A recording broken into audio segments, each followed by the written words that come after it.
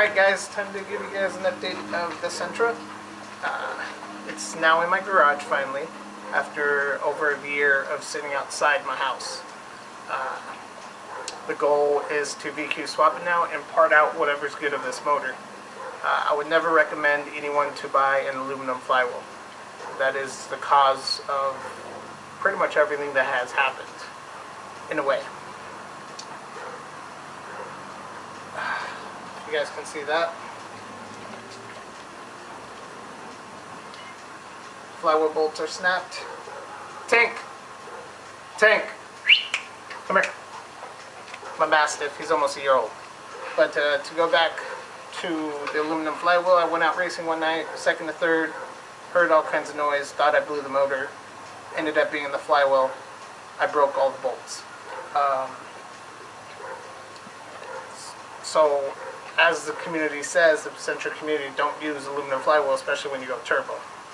Prime example is right there. I just learned, and I'm not going to do that again on any of my cars. So after that happened, I bought the 2J Racing clutch and fly, put it on. I was holding the crank bolt when I was tightening everything up, and I backed out the crank bolt, the crank pulley bolt. I did not know there was a little key for the crank bolt and the crank, so I just went back and I just cranked it. I just tightened it, left it alone, moved on, finished up, put everything back together. 2 days later, drove it to the Nissan Sentra meet up in Phoenix that a couple of us host. Dynoed up there, made 435 horsepower with 360 torque, something like that. That whole day, someone was leaking oil. We couldn't figure out who was leaking oil. Everybody kept getting oil on their windshield. Come to find out, it was most likely from me. Come here, Tank. Tank. So later that evening, my crank bolt was loose. I tightened it back up again. I didn't know that there was a key again, so I just tightened up the crank pulley bolt, jumped back in the car, kept driving. Come here. Come here. Tank. Tank. Hey. Come here. Tighten it up. It was late. It was 10, 11 o'clock at night. We were going to another meet up in Phoenix, and that's when I saw my car overheating. And the oil temp was high, coolant temp was high, everything, it was hot. It was overheating big time. Turned it off, pulled over, got under my car to look, and sure enough, the crank bolt was loose again, and there was oil everywhere. It was leaking.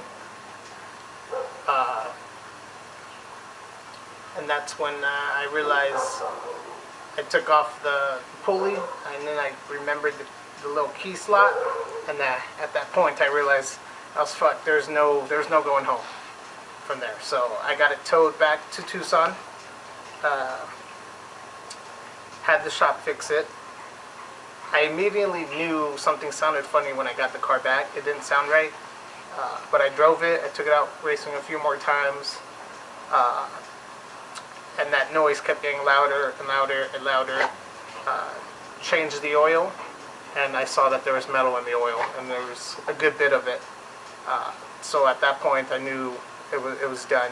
It was my only car at the time. I had the Nissan 200 SX, but that transmission blew up. So I kept driving this until the motor finally seized, and so that's what happened with it. So spent a lot of money on this car for not very many miles, hard driven miles on it. I planned on road racing it, never got a chance to do it while it's turboed. But that's that. That's what happened to this car basically. So now I plan on pulling the motor, selling the parts that are good, VQ swapping it, and get back to road racing with it. So you guys know I have the VR4 Gallant. I love racing that thing. I have that thing down to a 12.8. Still on 91, no E85 yet. The Integra, which I haven't shared yet, but that video is soon to come. As for the Sentra, I plan on making videos of pulling parts off, for instance, the axles, showing people that's not really that hard to work on this car. Okay, and when I pull the motor, I have a friend, and we'll record it of tearing the motor apart, making sure some things are good and some things aren't, and sharing it with you guys, so that if you are interested in buying anything from the motor, you're going to physically see it and you'll know. So that's the plan with the car. I believe I mentioned it no longer has a turbo kit. I ended up selling it to help buy the VR4 Galant. So that's it, guys. Don't forget, you guys can subscribe. If you guys need a grounding kit, I make grounding kits for several different chassis out there. My dog's even getting impatient. Come here. So if you guys need a grounding kit, I'll post the link down in the description.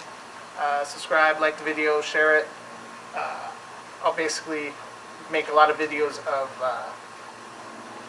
what you need to know to tear apart this motor. You guys I'll help as much as I can with the videos and be very descriptive on everything that happens. But thanks, guys. Thanks for watching. Sentra will be back alive. It will be back, and it's going to be still a fun little car. It's my first car. I can't get rid of it, no matter how much grief I get about it. I still own the car, and it's going to be back. It's going to be fun. VQ, let's give it a shot, see what happens. Thanks, guys. Thanks for watching.